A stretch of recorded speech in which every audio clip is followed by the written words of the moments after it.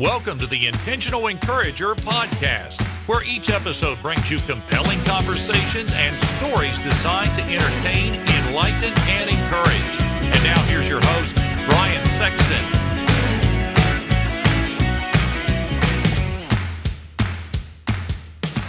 Hey everybody, Brian Sexton. I am intentionally encouraged when I see people doing business the right way. And for the last 15 years, Damon Burton and his team at SEO National have done just that. Now you might say, Brian, what can they do for me in my business? I'm going to tell you what they can do for you. They can help you understand search engine optimization. There are a lot of players out there in the marketplace, but you want a team of people that are going to be dedicated to working with you and helping you to understand search engine optimization and how you can show up higher on search engines so that you can bring more revenue into your business.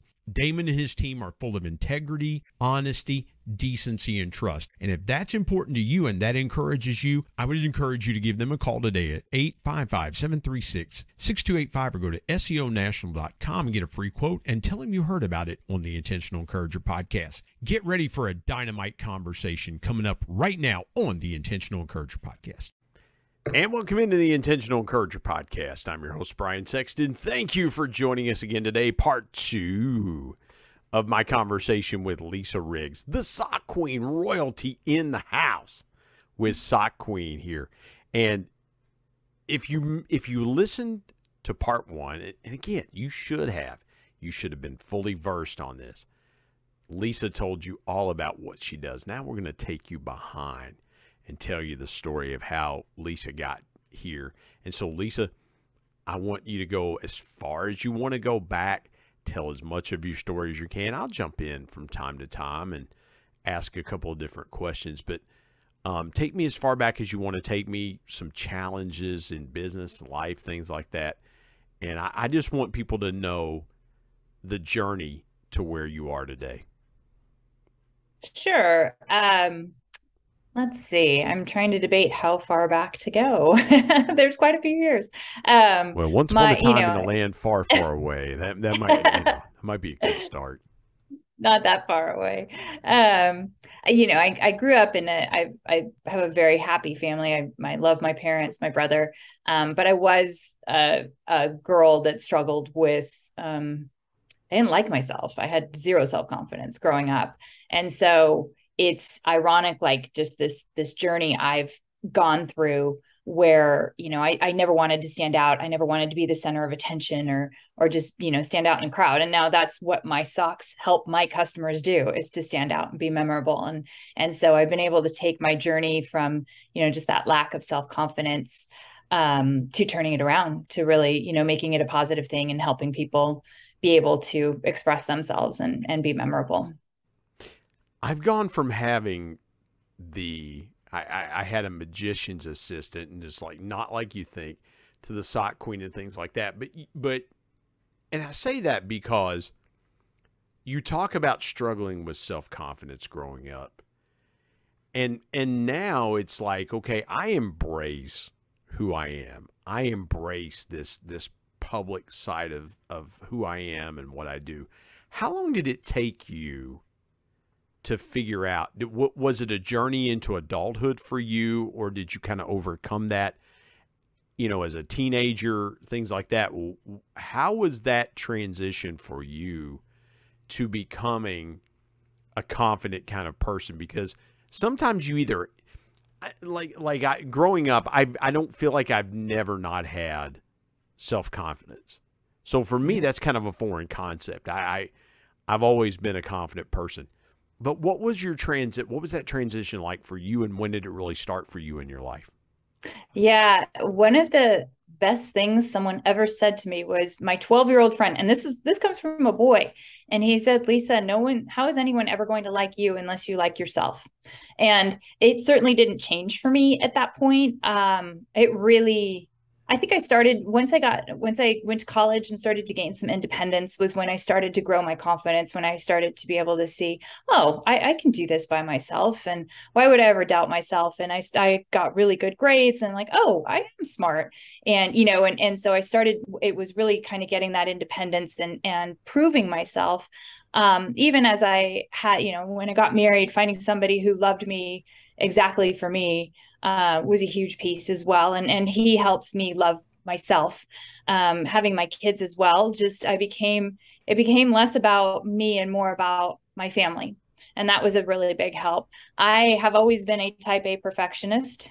And so, I think too, just even, at my age now, just coming to that understanding that it's never going to be perfect.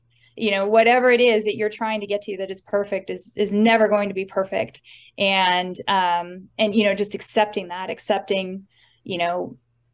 whether it's, what we think of ourselves, our image, what we accomplish, accepting that it's not going to be perfect, and that's okay. And so it's still a journey. Like I definitely am a confident person at this point. I mean, my gosh, I put myself out there on LinkedIn with videos and, and I put myself out there, and people can be harsh on social media, and so it is a risk, but it's helped me, like, just the encouragement, and just the more people I interact with, the more I enjoy it.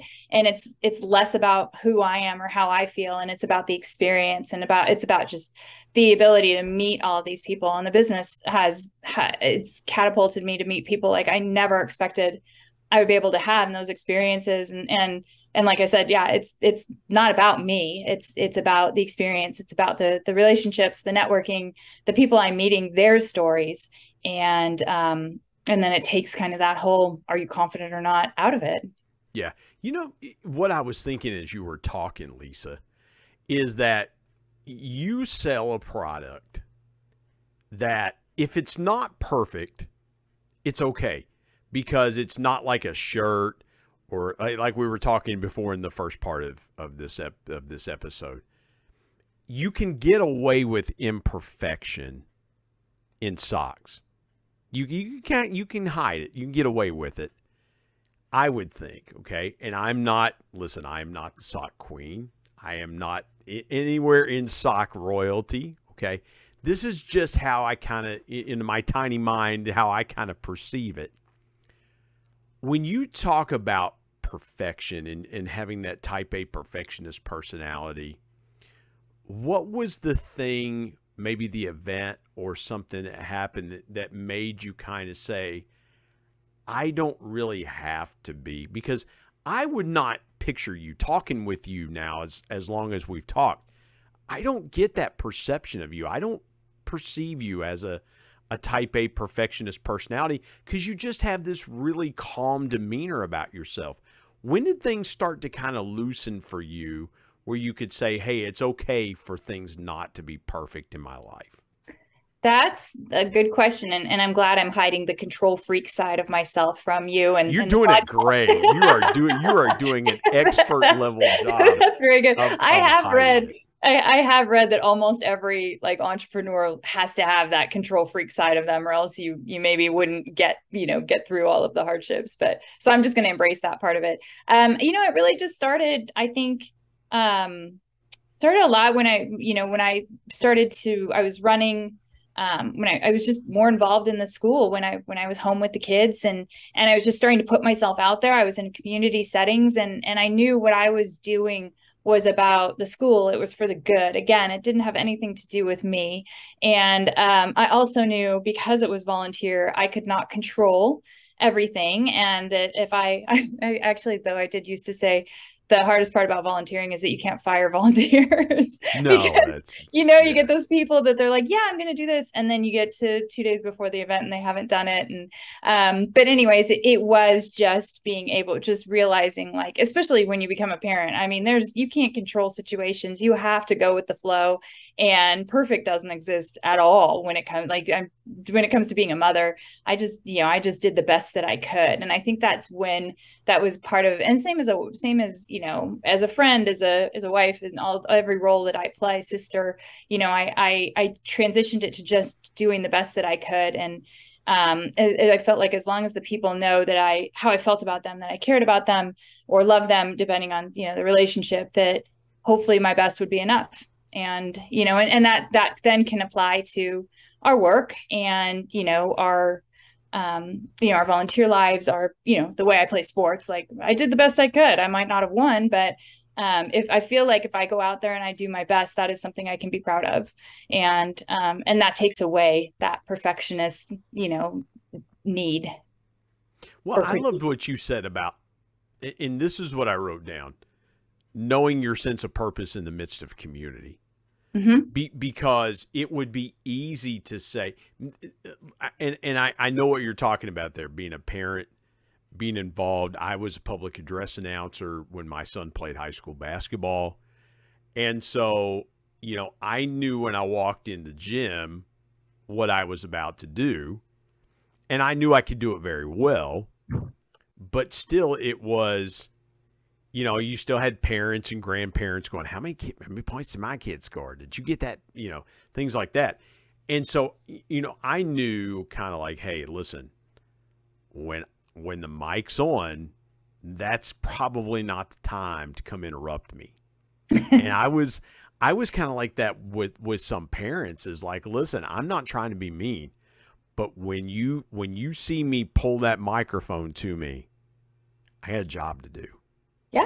I got a job to do. I got to make sure that I'm transmitting information that benefits the whole instead of benefiting you.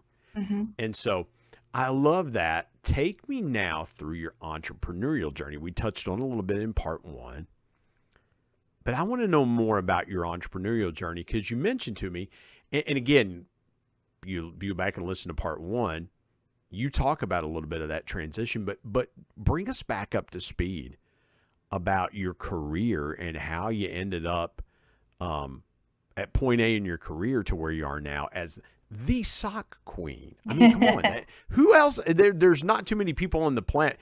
It's a very small amount of people. It's like, you meet someone, it's like, well, kiss the ring. I am royalty. I am the sock queen, yeah. I can say, actually, so the way I love that, by the way. I mean, forgive me for that, but I mean, that is such a cool, listen, that takes confidence to be able to go, listen, I believe I'm the sock queen, and here's why, and here's what we do. But kind of take us through that journey a little bit.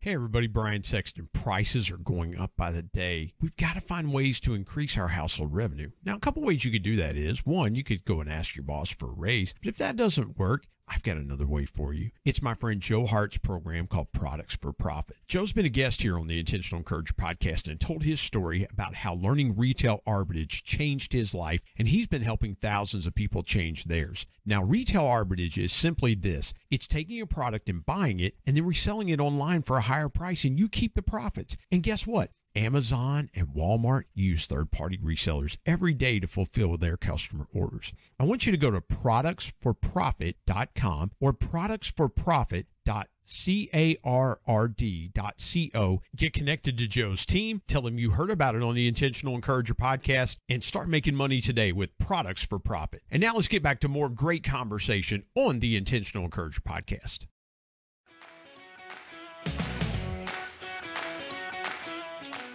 Sure. And I can just tell you too, like part of the self-coronation of the sock queen was people started calling me the sock lady. And I just always envisioned being surrounded by cats. And I was like, no, we got to change the narrative. And so I gave that a try, and it stuck, and people seem to remember me for it. And so I lean into it and I go with it.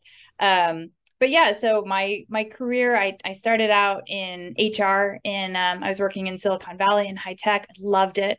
My career was, on this crazy trajectory, and I was just getting promoted, and it was challenging, and I enjoyed it. And but at the same time, I had gotten married, and we wanted to start a family. And unfortunately, when I had kids, kind of everything changed. My boss even pulled me in a couple months after coming back from my first child. And she said, Lisa, it's a shame your priorities have changed. And I was absolutely taken aback. And I said, my priorities have never changed. My family has always come first. It's just now I have to leave by 6 o'clock to pick them up from daycare. Then, when I got pregnant with my second child, they were joking about me giving birth on the boardroom table. And it kind of wasn't a joke. They were kind of joking, but they kind of weren't. Like, they didn't want me to leave. Forgive me for jumping in here. I've got to ask you this, Lisa.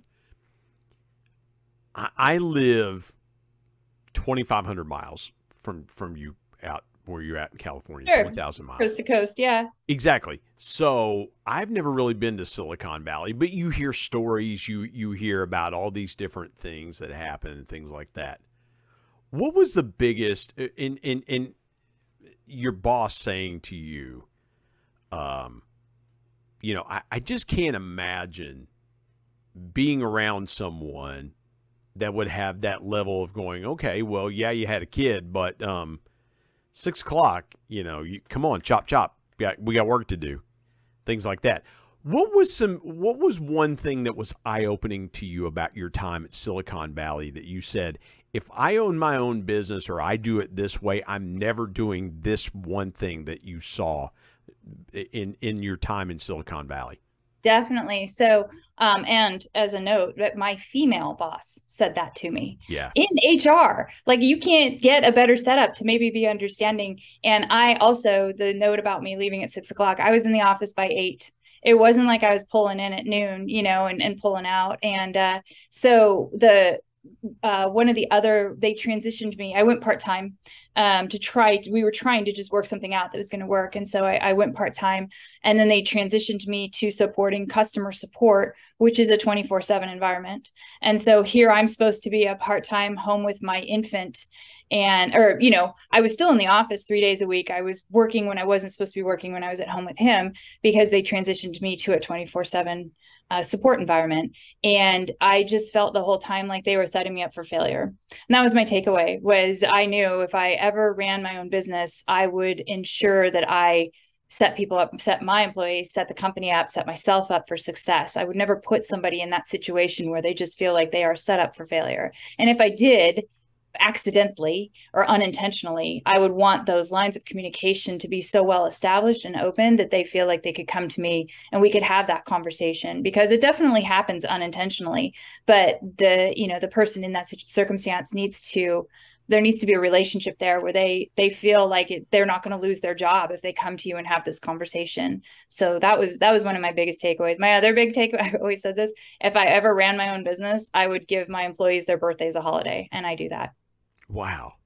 Shouldn't you have your birthday as a holiday? You should not work on your birthday. I worked for a food company that we did that, having a birthday as a holiday. Now, my 50th birthday was a few weeks ago, and it fell on a Saturday. So, I mean, it was, and I'm not one of the kind of these people, like some people are like, well, my birthday month, and I'm going to celebrate all month. I'm like, nah, not that. But I love what you said there about being set up for failure. Mm-hmm. And ensuring that wasn't going to happen in your business. Because I think a lot of entrepreneurs, Lisa, or at least I believe this, that a lot of entrepreneurs say, because my dad said this as a pastor. He told me, he said, I learned what not to do as a pastor by seeing all the different things that I saw. And so I had all this body of knowledge that I said when I got in the chair, I was going to do it this way. And I believe a lot of entrepreneurs say that, and I believe that's why the entrepreneurial spirit is so great in our country, because there is so many ways that you can go to market. There's so many ways you can run your business, so many ways you can do this or that. Take me to the moment that you had that epiphany of this life is not for me, because as you're rolling through your story, I got to imagine that you're trying to keep all the balls in the air, trying to do the best you can for your family and your company. And there's a point where it was like, I just can't do this anymore. What was that epiphany moment like for you? It actually was. I was in a meeting. We were in a departmental meeting, and I'm listening to, like, we were working on this big project and we were almost completed. It was almost completed. And then they're just bringing in all these things to basically, I felt like we were spinning our wheels in the mud. It just was like to keep us busy, or it didn't seem to have any intent or make sense or have a goal. And I was sitting there and I'm like, what am I doing? What am I doing? I could either it's always been my passion to make the world a better place. And so I could be in a job where I'm actually accomplishing that, or B, do I step away for a while and be with my, 1 and 3-year-old and, raise them for a little while instead of putting them in daycare every morning. So yeah, it was just that meeting and just like, what am I doing with my life? And obviously I didn't add much value to the meeting because I was just spinning in my head the whole time going, what is going on? But Yeah, that's what led me. And then my husband and I started talking about, started pulling out the finances. Can we make this work? What should we do? What should we do? And that's where we decided to take a risk and let me stay home. Well, here's the thing too, and we've all noticed in the news lately this term called quiet quitting. Yes, it's very interesting. It's very divisive. Go ahead and talk on that for just a minute. I want to get your take on that. I feel like it's so interesting because my kids are Gen Z, and talking to them about it is so, like, the first time I ever read about it, I read it on LinkedIn, and it was from, I would guess, maybe somebody from, around my generation, where it's like, people are just dialing it in. They're not trying, they're not putting in extra effort. There's no heart. That was kind of the take on it. And when I talk to, my kids about it, or people from younger generations, they're like, no, no, no, no, no. What it is we have watched the baby boomers and Gen X kill themselves over their jobs for companies that do not care about them. And we're not going to do that. So we are going to do our job, and we're going to do it well, but we're not going to do all of the extra effort that you guys have been doing. And I think there's the two sides of it are really interesting. I don't know that there's a clear definition for quiet quitting because everybody's got such an interpretation. Right. But I can say, like, my husband, for example, he gets emails on weekends, and they're like, why haven't you responded by noon on Saturday? And like, well, because I was cleaning the pool and mowing the lawn, and because I was doing chores, because I was doing my stuff. And I could, so, I definitely see the benefit of like this expectation. I feel like the pandemic a little bit took the walls down of, well, we know you're home, you can work. Like holidays and stuff didn't exist for a while, right? In the pandemic, we had to reestablish it because you couldn't go anywhere. But I feel like some of those boundaries have gotten blurred on weekends. Like, are we really expected to work all weekend now too and be responsive, or when do we get that time to ourselves? Here's what, and I love where you're going with this, Lisa, because I think a lot of times I believe this to be the truth, that we're tethered to responsiveness one way or the other. Mm-hmm. To me, I'm a responsive person. If you send me a message, I'm going to respond when I can and how I can. Now, I may be delayed a day or two, but I'm going to respond, just because I believe that's just basic human decency when someone reaches out to respond. But I like where you're taking this conversation too, because I believe to some point, our grandparents, for instance, grandparents, like I said, I'm 50. So my parents would be that baby boomer generation. Their parents would have been that World War I generation of the deep sense of responsibility. Mm-hmm. And I feel, and I believe that we have diluted to a lot of degrees that deep sense of responsibility that our parents and grandparents had. And that we have the generation that says, okay, well, I can do it later. I can do it another time or something like that. Because I have those same conversations with my 22-year-old. Mm-hmm. I'm like, procrastination's not a skill you want to develop. Trust your dad here. Because I was a procrastinator, right? And it just didn't have good responses. But I also feel like that to your point, there are some things that we just can't procrastinate. Mm-hmm. There's some things we got to take care of and move. And I heard Dave Ramsey talk about this. He talks about entrepreneurship. And he says, listen, if there are some things in life that if you don't take care of, you're going to be forced to take care of, like your health, your finances, things like that. So, but I think it's interesting. You came from an environment in Silicon Valley. And again, whether this assumption is correct or not, I don't know. I've talked to people in Silicon Valley, and it always seems like everyone there, and I could be making a false assumption. Please correct me if I'm wrong. Were you around a lot of people that were chasing a lot of things in their careers, maybe chasing status, chasing finances, chasing certain things, and that just didn't sit well with you? Because as you were talking about the meeting, you're like, I thought I was going to give birth there on the meeting table. That's hardcore, Lisa. I mean, that is hardcore. Trust me. And it feels like a byproduct of chasing something that is always going to be just a little bit out of reach. Am I going in the right direction there? I hope I am. I would never say everybody because that's just too general of an assumption. Absolutely. And so That's I would far too say, broad of a term. Yeah, you're yeah, right. I would say in general, one of the things we feel like living here, and I love the Bay Area. I was born here. I'm a native. My family's here. I'm a diehard sports fan of our local teams. I'm proud to be, native from San Jose and live in the Bay Area. But I would say one of the, like, this is the land of opportunity. California has always been the gold rush, right? And Silicon Valley and Hollywood like still feed into that modern day gold rush now. And we do see people coming from everywhere in the world to come here to make their money and then they go back, right? Yeah. So that's a piece of what we see. And it's interesting because sometimes like we would like them to contribute to the community, to be a part of it, and they're just here to make their money and run. I would say that, and again, not everybody. We've just seen this in certain instances. I would also say it's a very competitive environment, and starting with the schools, it's just it's competitive to succeed, to achieve your wildest dreams. They're definitely. I think this is pretty much anywhere, possibly. Probably as much in LA as it is here, people chasing after the pot of gold for sure and making sacrifices for that. I do think there's such a better focus now on wellness in a lot of the companies and understanding that our health is something that, that has to be the most important thing to us. Yeah. And time. I feel like time is, it's not something you get back. It's a finite amount that we get. And so I do feel like the shift into focusing on wellness is helpful.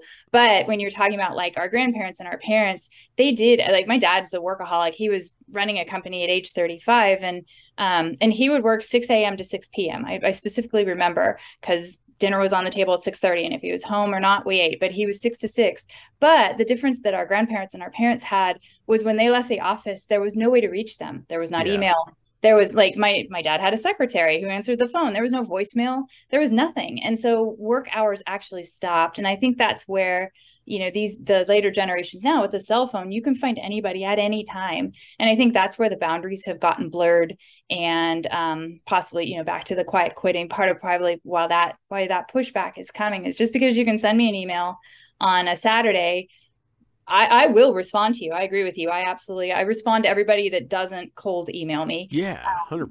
And I will respond to you, but it's going to be during business hours. It's not going to be, when I'm spending time with my family or I'm out doing something fun. I'm out, doing the things I enjoy because I deserve that. And I love what you said there. Forgive me. I love what you said there about your dad was, when he was in the office, he was in the office. Yeah. When he was out of the office, he was out of the office. And I love that because I think we need to go back to that, Lisa. I agree. 100%. And you know that very well, being an entrepreneur. So now take me to the journey of socks. Sure. Right?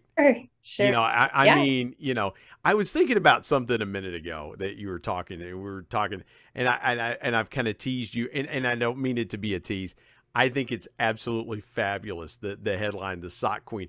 I feel like when people approach you and they bow, that you should stick a foot out and go, instead of kiss the ring, like here's this, this is the sock. This is what makes me royalty, Yeah. But take me through that journey of not only starting your own company, but doing it in socks. I think that is just so cool. Yeah. What you have done. And we talked about personal branding in the first part of our podcast episode, but walk me through the journey of how you got into the sock business.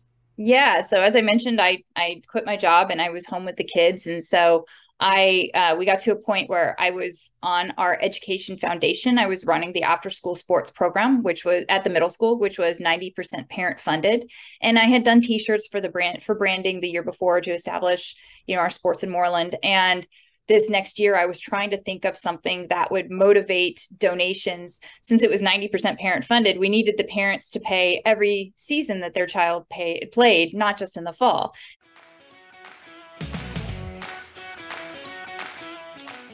Hey everybody, Brian Sexton. You know, dreams are powerful pieces of intentional encouragement. We all have them. If you're a business owner, you've probably always dreamed of taking your sales to levels you've never seen before. I've got a guy that can help you with that. His name is Brad Norwood. My good buddy Brad has been on the Intentional Encourager podcast as a guest before, and he is a dream specialist. His company, Dream It Pro, offers incentive packages to travel to places such as the Masters, Kentucky Derby, the Super Bowl, even exotic places that you've always wanted to take your team, but you just didn't know how to do it. Brad's your guy. And oh, by the way, Brad's a certified bucket list coach, so he can help your team members achieve their personal dreams as well. I want you to go to www.dreamitpro.com and find out more, or call him directly at 479-466-6907. And by the way, tell him you heard it on the Intentional Encourager podcast. Let's get back to more great conversation here on the Intentional Encourager podcast.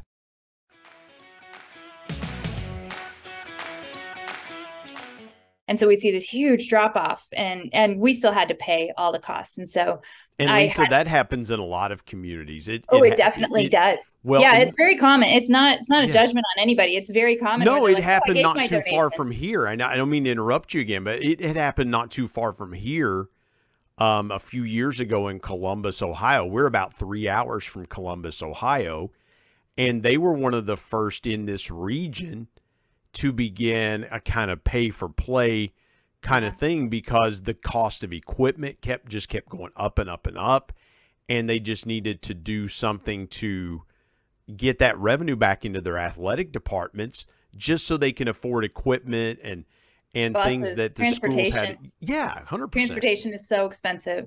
So yeah, it's a huge part of it. And so I was trying, and I was also actually coaching the girls volleyball team, and I had this idea for socks. I was like, wait a second, what if we did custom socks and we made a match your uniform and we used them as a donation incentive? And so I ran it by my 7th grade girls, and they were jumping up and down. They loved the idea.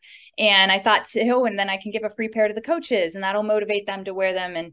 And so, and what we did was we asked for a certain dollar amount to donate. And we said, but if you donate this amount, you get a free pair of socks. And so it went crazy. We sold 200 pairs of socks in less than a week. I made, donations were up by 140%, and I made a $17 profit margin per pair of socks. And we had to reorder. We had to reorder 200 more pairs immediately. And then I had all the middle school students, and the principal actually came. She called me into her office and sat me down, and she's like, we need to get socks for the rest of the school. And I said, no, it's just for the athletic program. It's got to be their motivator so that we can do this. And it just was so wildly successful that I took a step back and talked to my husband about, wow, should I, we did the cliche sit at the kitchen table, and should I make this a business? And so I decided to build it from the ground up. And I had some business ideas before, and I'd run it by my closest family and friends, and they'd be like, no, I don't think so. But when I told them this idea, they all were like, I think, yeah, they all supported me. And so I went after it. And so that was where the socks started as a fundraiser, because they're practical, they're simple, because they're the one size fits all. People actually wear them, and it's just an easy fundraiser. And with my background, there's so many different ways to bring it in. Stocking stuffer fundraisers, you mentioned the holidays, and that's just it's just an easy fundraiser, easy time of year, because people buy socks as holiday gifts anyways. It applies for any holiday you celebrate. And so there's lots and lots of different ways to do it. So that's how it started. If you had said to yourself, and I asked you this in kind of part one, if you could go back and, give yourself some advice, did you ever think in your wildest dreams that you would be in the sock business? I mean, because some people fall into really good ideas. Some people just say, well, I needed this and I invented it, and that's how I got. I mean, you could watch an episode of Shark Tank, Lisa, and find that's how most people get into business, is that they found a problem and they had a solution for it. You really didn't have a problem other than your school needed extra money to afford some of these things. I just think it's amazing how you ended up in not only in business, but in that business. Yeah, and especially because like I was a white sock wearing person. I was angry when I went to the shoe store and they had were these designed socks. And so it was not that, like, I do not come from a background of some sock collector that's crazy about them. It was more a practical idea. And fundraising is a Yeah. challenge. And one of the things that was happening in our state and across other states was the health and wellness guidelines were starting to take away more and more restaurant fundraisers and such. And Yeah. and so I joke all the time, the socks are gluten free, right? You can just use them for anything. And I'm working now too, Gluten-free socks. I love it. gluten free. And even like I'm working with, a lot of schools do fun runs and they're tired of the t-shirts, and socks make sense for the run, right? You're going to be running. And Yeah. so, it applies in so many ways. But yeah, no, definitely didn't come from a love of socks. Although I do love them now. I love finding fun ones everywhere I go. Well, I think you have to love it because it's your business, right? I mean, Right. it's what you're doing, and it's how you're earning a living and things like that. Yep. Walk me through the family part. When you and your husband, obviously you talked to us about, some of the challenges you were having as a mom and things like that. You mentioned a couple of minutes ago, sitting down at the kitchen table and saying, "Hey, can we do this? Is this going to be viable?" Take me through when you said, "Hey, I'm all in on this now." What was that conversation like amongst you and your husband and your family? Was there fear? I mean, walk me through that time where you decided we're going to be all in on this. Yeah, it was having their support. I had some people that I knew in the right places. Like one of my friends was a web developer. My husband actually is in finance. And so kind of the pieces were falling into place, and it just felt like it was worth the risk.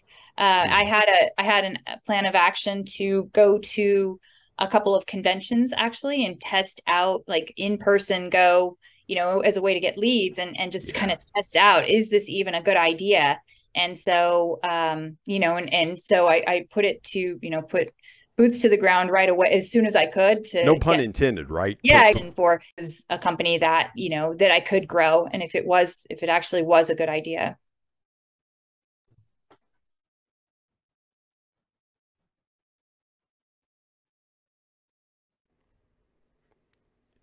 Putting boots to the ground, right? Yeah, right. Sorry about that. We lost connection there for a minute. But yeah, keep talking. Go ahead. Keep talking. I was pretty much done. Okay. With Sorry about that.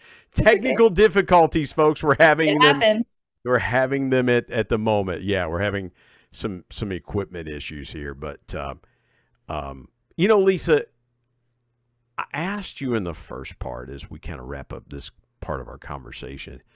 I want to ask you again, though. As far as, and I know you shared your biggest piece of business, intentional encouragement, and I love that you talked about. Go back and listen to that. Has there been a piece of intentional encouragement that has sustained you in life? Because you've overcome some obstacles. You think your life's going to go a certain way. You overcome self-esteem issue, and then your life goes in a different direction, and you're an entrepreneur and things like that. What's been a piece of intentional encouragement that's really helped you and sustained you through obviously some of the highs and lows of business and life? It really, I mentioned it before. I truly do want to make the world a better place. Not that I'm going to do it on a global level and cure world hunger, but when my kids were little, for example, I taught them it's the simple things. It's like saying please and thank you. It's holding the door open for somebody. It's picking up a piece of trash at the park. There's simple things we can do to improve our community and the space around us, leave the world a better place it was than before we got there. And that's what I always taught them. And that's what motivates me with this company, is because I donate 5% of my profits towards providing socks to the homeless in this country. I work with nonprofits that need to raise money for genetic research, for their organization to try to fight or develop or do whatever they're doing. And then I work with organizations too that it makes their world a better place because it gives them some joy. So that's really what keeps me motivated to get up and do this every day. I love it. Making the world a better place. And some people will say different things, and you know, I love the attitude that you have because, again, people might say, "Oh, Lisa, you're selling socks. Come on, you know how you know what's that all about?" But again, it's about, and you mentioned this in part one. I have to go back there for just a quick second. It is the joy of the giver and the receiver. That's just popping with me right now. And so again, I hope this conversation is encouraging to you. Lisa, we had a couple of technical hiccups here with equipment. We're going to have that, but you have been a trooper sticking with us. Again, remind folks how they can get in touch with you if they want to do something for their company as far as personal branding, or maybe they've, you know, a high school, you know, that wants to do something different for their sports teams, things like that. How can folks get in touch with you? Yeah, thanks for having me on the show, Brian. It's been a blast. I really appreciate it too. The company is Spirit Socks USA. Socks is SOX. And you can always find us on, you can find our website is spiritsocksusa.com. My email, it's all consistent, is lisa@spiritsocksusa.com. And you can reach me at 408-513-3645. Or like I said, really easy to find me on LinkedIn. I'm there every day. Awesome. Except weekends. Got to take weekends off. Yeah, that's exactly right. Lisa, I can't thank you enough for joining me on the Intentional Encourager podcast. This has been such a blast. Thank you. Thanks, Brian. I really appreciate it.